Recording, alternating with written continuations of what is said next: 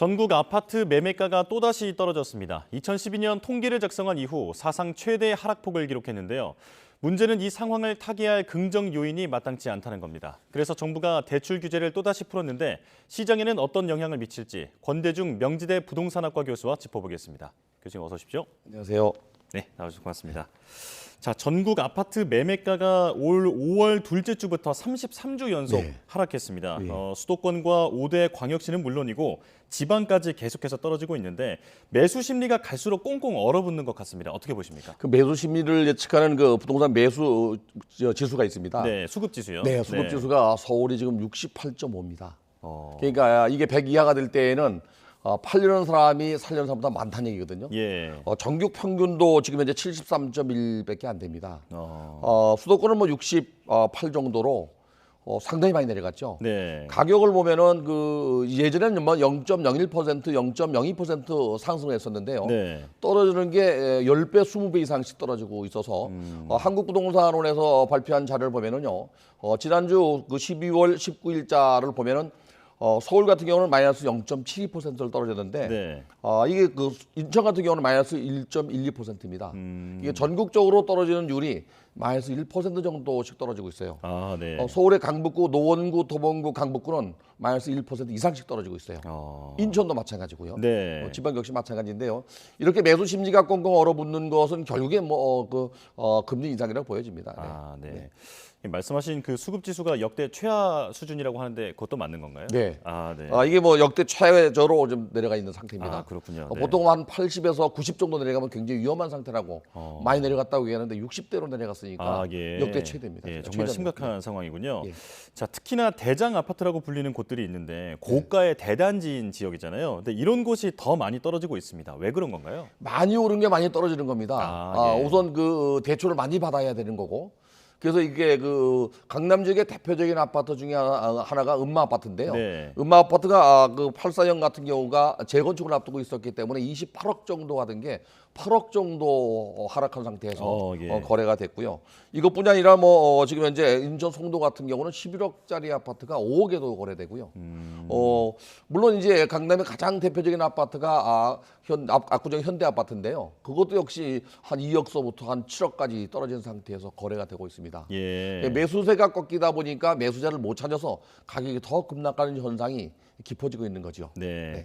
많이 오른 곳이 더 많이 떨어지다 보니까 하락세가 더 도드라져 보인다 이렇게 그렇죠. 이해하면 될 것 같은데요. 저가 아파트는 뭐 1억만 떨어져도 거의 많이 내려가는데 이제 네. 고가 아파트는 1억 떨어져도 큰 차이가 안 나기 때문에 또 구매자 입장에서 볼 때에도 대출을 많이 받아야 되기 때문에 많이 떨어지는 것 같습니다. 예.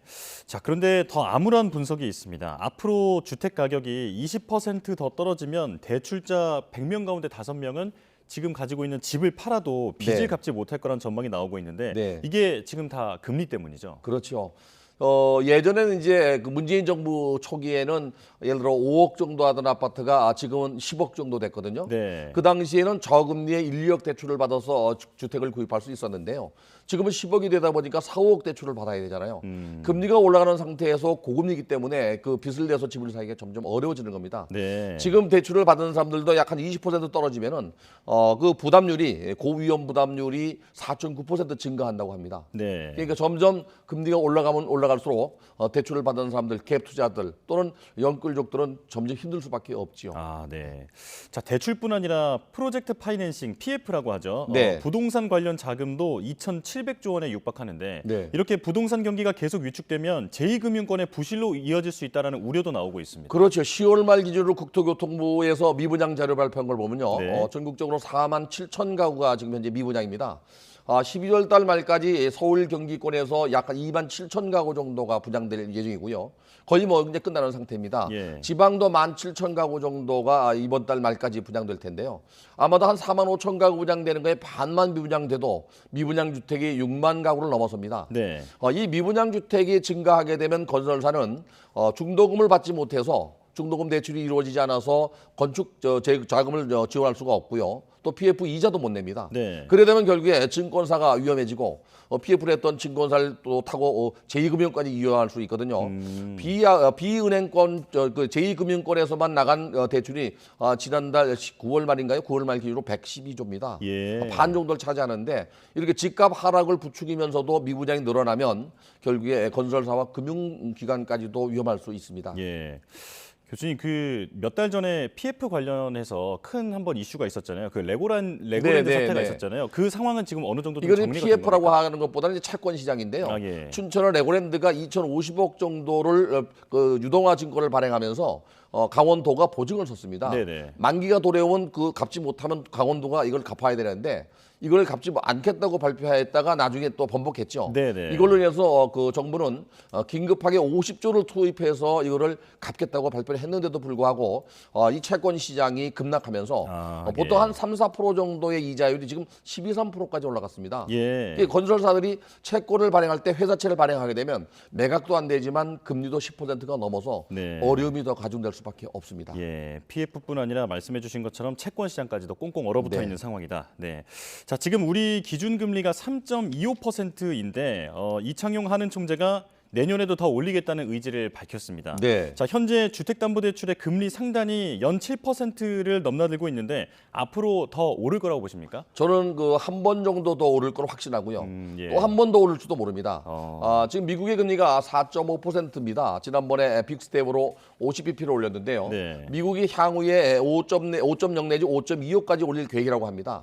IB은행들이 예측하는 것들도 뭐 혹자는 5.5까지도 올린다고 하는데 미국의 금리가 계속 올라가면 우리도 최소한은 뒤따라 가야 될 수밖에 없는 상황이거든요. 예. 지금 3.25포인트가 만약에 1월 달에 금통위에서 0.25 정도를 올린다면 3.5가 될 가능성이 있습니다. 네. 그러면 주택담보대출부터 대출 금리는 또 올라갈 수밖에 없죠. 네. 만약에 미국이 두 번을 올리게 되면 또 한 번 따라갈 수밖에 없는 문제가 있어서 대출 금리는 내년 상반기까지 올라갈 가능성이 높습니다. 예, 미국이 금리를 계속 올리다 보니까 우리도 따라갈 수밖에 없는 상황이다. 네, 네. 이렇게 말씀해 주셨는데요.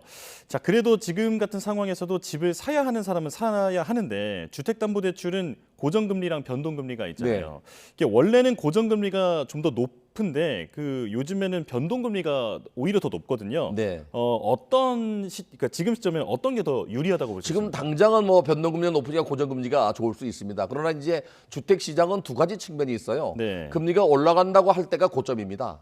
그리고 예. 금리가 내려간다고 할 때가 저점입니다. 네. 근데 지금 올라가는 상황이잖아요. 올라가는 상황에서는 한두 번 더 만약에 금리가 올라간다면 변동금리가 더 올라갈 가능성이 높아요.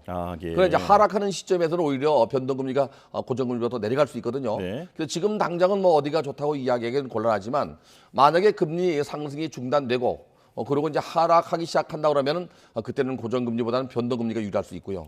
예. 지금은 고정금리가 더 낮으니까 유리할 수 있죠. 예. 근데 문제는 대출이 1년만 받는 게 아니고 되게 국내 주택담보대출은 거치식 대출입니다. 3년간 이자만 내고 4년째부터 원금 이자를 동시에 갚는다는 이렇게 되기 때문에 지금 대출을 받기는 좀 기다렸다가 좀 받는 게 더 나을 수 있습니다. 예, 결국은 상황을 조금 더 지켜본 다음에 결정해야겠다. 네, 이렇게 정리할 수 있겠습니다. 자, 그리고 전세 가격도 하락폭이 계속 커지고 있는데요.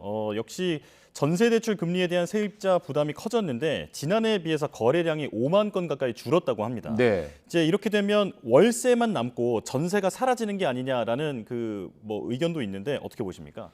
점점 월세가 늘어나고 있습니다. 지난 그 10월 달 기준으로 서울의 그 월세 계약률이 48.9%입니다. 특히 이제 그 11월 달에 41.7%로 전국 평균인데요. 이 월세가 늘어난 이유는 그 대출 금리가 높아져서 그렇습니다. 네. 대출 금리가 높아지다 보니까 월세 환산율이 그보다 낮아요. 이 월세를 지급하는 게 전세보다 나은 거죠. 네. 대출을 받아서 전세를 주고 이자 내는 것보다 편리하다는 얘기입니다. 금리가 낮다는 얘기입니다. 예, 예. 이런 현상은 아마 금리가 계속 올라가는 시장에서는 월세가 더 가속화될 수밖에 없고요. 금리가 또 하락하게 되면 다시 또 반대로 전세가 늘어날 가능성이 있습니다. 네. 월세가 늘어나게 되면 결국에 서민들의 내 집 마련이 점점 어려워질 수 있어요. 예. 그래서 정부가 이걸 이제 그 특단의 대책으로 전세 대출 자체를 좀 금리를 낮춰야 되지 않나 하는 생각이 듭니다. 예. 사실 그 전세 종말에 대해서는 예전부터 얘기가 많이 나왔었는데 이 전세가 우리나라에서의 어떤 네. 특징적인 그 그 계약이잖아요. 네. 네. 근데 사실은 전세를 사는 사람들이 목돈을 집어넣고 나중에 돌려받은 다음에 내 집 마련에 기초를 쓰거든요. 근데 네. 어떻게 보면은 이자가 붙지 않은 저축성이기 때문에 내 집 마련에 그 디딤돌 역할을 하고 있습니다. 네. 근데 만약에 이제 전세가 점점 줄고 월세가 늘어나면 사회 초년생이나 신혼부부들이 내 집 마련하기가 점점 더 어려워집니다. 아, 네. 월세는 지불하고 돌아오지 않는 돈이거든요. 네. 그래서 전세 제도가 긍정적인 면도 있습니다. 물론 이제 이전 정부에서는 이 전세 제도가 부정적인 면만 이야기했죠. 네. 전체 주택 가격에서 상당 부분이 전세이기 때문에 나머지 차액만 지불하고 사는 갭 투자, 소위 갭 투자가 늘어서 다주택자가 늘어난다고 이걸 네. 규제했었죠. 네. 이 전세라는 게 내 집 마련의 사다리 같은 순기능도 있다. 그렇죠. 네, 이렇게 예, 말씀해 주셨는데요. 자, 상황이 이렇게 엄중하다 보니까 정부가 또다시 대출 규제를 풀었습니다. 다주택자의 세금과 대출을 완화하겠다라고 말했는데 어떻게 하겠다라는 거죠? 지금 현재 다주택자 그러면 1가구 2주택자부터 지금 다주택자입니다. 근데 네. 1가구 2주택까지는 지금 다주택자로 안 치겠다. 그리고 1가구 3주택부터 이제 다주택을 치기 때문에 규제 지역에서 종합부동산세 중과세가 있습니다. 네. 그래서 이거를 이제 내리게 되면은 기존의 그 종합부동산세가 상당히 높은 상태인데 이거를 0.5에서 2.7까지만 물리겠다는 얘기고요. 네. 특히 이제 그 다주택자의 기준을 다주택자가 6억 원 이상이면 그 합산이거든요. 예. 그 인별 합산인데 이거를 9억까지 올리고 1가구 1주택자가 하나 주택을 더 구입해도 12억까지는 세금을 물지 않는 쪽으로 정부가 좀 가닥을 잡은 것 같고요. 예. 특히 이제 규제 지역에서 대출이 전혀 허용되지 않는 것도 30% 정도 대출을 하게 하고 그다음에 이제 그 임대 사업자 등록을 하게 되면 역시 마찬가지로 이 사업자도 대출을 좀 안 되게 돼 있는데 네. 이것도 하게 하겠다는 겁니다. 이렇게 되면 취득세가 또 문제가 되거든요. 예. 지금 규제 지역에서 1가구 2주택의 취득세가 8%입니다. 3주택은 12%인데요. 네. 이거를 반토막 내서 4에서 6%로 조정하겠다는 겁니다. 그리고 이제 임대 기간도 만약에 임대 사업자 등록을 활성화시키면 지금 현재 4년, 8년을 10년을 바꿨거든요.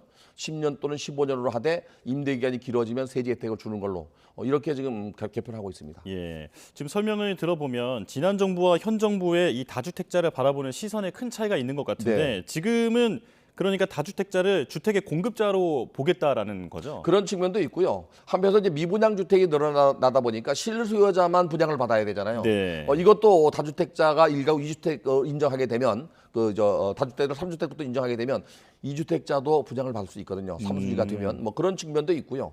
또 하나 이제 주택 소비를 좀 올리기 위해서 네. 아마 이게 정부가 내놓은 거 아닌가. 너무 꽁꽁 얼어붙었거든요. 네. 그래서 그런 것 같습니다. 예. 자, 그런데 세금과 대출을 풀면 우려되는 부분이 바로 투기잖아요. 네. 이 투기를 조장할 수 있다라는 의견도 있는데 이 부분은 어떻게 보십니까? 지금 상황에서는 뭐 투기가 일어나지는 않을 것 같습니다. 어떤 규제 완화하더라도 네. 금리가 올라가는 상황에서는 뭐 내 집 마련도 어려운데다가 또 1가구 2주택까지 투자는 안 할 거라고 보여지지만 문제는 이제 금리가 멈추고 하락하는 시점에서는 지금 규제 완화해 놓은 것이 오히려 부동산 가격을 올릴 가능성도 있습니다. 예. 그래서 이렇게 규제 완화해서 시장을 정상화시키되 시장이 과열되면 다시 규제하는 것이 맞다고 봅니다. 예. 자, 그럼 이번에는 다주택자 말고 실소유자를 위한 대책에 대해서도 설명해 주시죠. 네, 실수요자들 같은 경우는 이제 그 현재 다주택자 취득세를 낮추는 것만큼 세계 최초 주택 구입자에게는 뭐 취득세 면제도 있고요. 네. 또 하나 이제 분양권이나 입주권도 단기 매매를 할 경우에는 지금 현재 1년은 80%의 그 세금을 물리거든요. 이거를 1년만 넘으면 정상 세율로 매기는 걸로. 그리고 또 5년 실거주와 10년 그 전매 제한도 완화하는 걸로 이렇게 정부가 가닥을 잡고 있고요. 네. 또 규제적 내에서 무주택자가 주택을 구입하는 경우 대출도 50% 이상 주택 대출을 해주는 걸로 이렇게 좀 가닥을 잡고 있습니다. 예. 뿐만 아니라 이제 지역 규제가 전국 다 해제됐는데요. 서울하고 경기도에 4군데가 남았거든요. 네. 여기에 중복 규제는 서울 지역 5군데도 아마 곧 1월 달에 해제하지 않겠나 그래 보여집니다. 네. 네. 말씀해 주신 부분은 추경호 부총리가 오늘 한 방송에 나와서 직접 또 밝혔던 부분이기도 네. 한데 네. 부동산 규제 지역을 해제한다라고 또 얘기를 했거든요. 네. 근데 지금 상황이 엄중하다 보니까 시장이 과연 이런 금리 부담을 안고서 따라가 줄 것이냐에 대해서 좀 우려 섞인 전망이 있는 것 저는 같습니다. 만약에 그 규제가 이제 투기적, 투기과일적, 조정대상 지역이 있는데요. 네. 투기적과 투기과일적을 걷어낸다 하더라도 조정대상 지역이 넓은 범위로 규제하고 있기 때문에 시장이 살아나는 것은 고금리 상태에서 어렵다고 보여집니다. 있습니다. 예. 특히 이제 경기도에 지금 그 하남시나 성남 수정구, 분당구와 그리고 과천, 광명시를 뺀 나머지 지역을 전부 해제했잖아요. 해제했는데도 가격이 안 오르잖아요. 네. 인천 같은 경우는 해제했는데도 불구하고 지난달에 마이너스 1.12%가 하락했어요. 그래서 규제를 완화해도 사실은 뭐 그렇게 부동산 투기가 일어나지는 않을 텐데 문제는 이제 아직도 유동성 자금이 많기 때문에 서울의 강남, 서초, 강동이나 또는 뭐 마용성 지구라고 마포, 용산, 성동 지구 같은 데는 프로 넘은 가격이 올라갈 가능성도 있습니다. 아, 그렇군요. 자, 그리고 또 국민의 큰 관심을 받고 있는 사항이죠. 바로 빌라왕 사건입니다. 네. 천여 채를 소유하다가 사망하면서 지금 경매 물량이 무더기로 나온 상황인데 네. 이 물량들이 경매로 넘어가면 그 세입자들은 전세 보증금을 못 받는 건가요? 못 받죠. 지금 그게 1136가구거든요. 예. 그중에서 200가구 정도는 전세 보증금 반환 보증제도에 가입을 했습니다. 근데 나머지 부분은 지금 현재 가입이 안 된 상태인데요. 이런 경우입니다. 선순위 채권이 있는 경우, 네. 국세다 또는 뭐 저당 채권이 있는 경우에는 나머지 부분만 경락받고 나서 잔액을 받을 수 있고요. 예. 그게 없다면 받을 수 있는데 이미 이 아파트는 빌라왕이 사고 낸 아파트는 62억이라는 금액으로 지금 현재 종합부동산세가 밀려 있는 상태입니다. 아, 네. 그러니까 여러 가지 그 앞에 저당권도 있고 이런 게 있기 때문에 아마 상당히 그 피해를 많이 보지 않겠나. 그래서 원희룡 장관도 이분들을 위해서 이제 여러 가지 대책을 내놓는다고 했죠. 지금 갑작스럽게 죽었기 때문에 상속자를 선정해서 경매를 빨리 진행하겠다. 그리고 피해 구제를 위해서 그 상담소를 만들어서 진행하겠다. 여러 가지 좀 하고 있습니다. 그리고 예. 만약에 뭐 전혀 보호를 못 받는 사람들에게는 1%의 저리로 그 융자를 줘서 이자를 가게 하겠다. 예. 정부가 여러 가지 대책을 좀 내놓고 있습니다. 예, 그렇군요. 자, 그럼 마지막으로 좀 짧게 네. 이런 피해를 막으려면 이제 세입자가 무엇을 주의해야 되는지 좀 짧게 좀 설명해 주시죠. 우선은 그 사후적 대책보다는 사전적 대책이 필요합니다. 예. 정부가 좀 고쳐야 될 것 같습니다. 네. 전세금을 완전히 내고 난 다음에 계약서를 갖다 전세 보증금 반환 보증에 가입하거든요. 예. 이거를 사전에 검토해서 얼마 정도 보호받을 수 있는지 사전적 대책으로 바꿔서 전세 보증금에 가입한다면 문제가 없고요. 또 한 가지는 들어가는 집에 선순위가 없어야 됩니다. 저당권이 있거나 또는 뭐 여러 가지 압류, 가압류, 가처분이 있다면 들어가지 말아야 됩니다. 예, 그러면 알겠습니다. 보호받을 수 있다고 봅니다. 네, 계약하기 전에 충분히 잘 알아보고 네. 신중하게 결정을 해야겠습니다. 자, 권대중 명지대 부동산학과 교수와 함께했습니다. 고맙습니다. 고맙습니다.